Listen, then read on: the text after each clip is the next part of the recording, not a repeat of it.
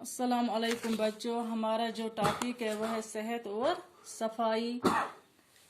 हवा और पानी के बाद सबसे ज़रूरी चीज़ गुज़ा है।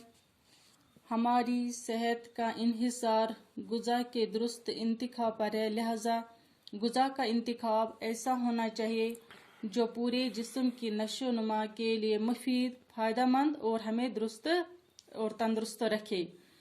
कुदरत ने दुनिया के मुख्तलिफ खितों में मुख्तलिफ गुज़ाई अजनास की पैदावार की सबील रखी है।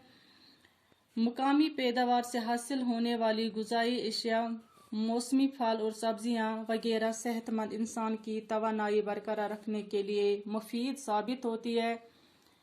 अच्छी गुज़ा वही है जो हल्की, सादा, कुव्वत बख्श और ताज़ा हो।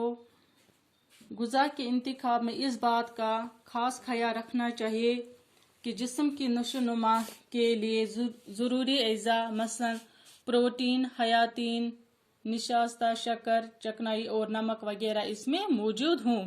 इस बात का ख्याल रखना है कि जिस्म की नशोनुमा के लिए फ़ायदेमंद होना चाहिए। खाने के अवकात मुकर्रर होने चाहिए।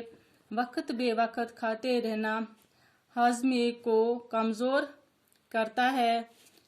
अच्छी तरह से हजम किया हुआ खाना जुज़ुबंद बनता है।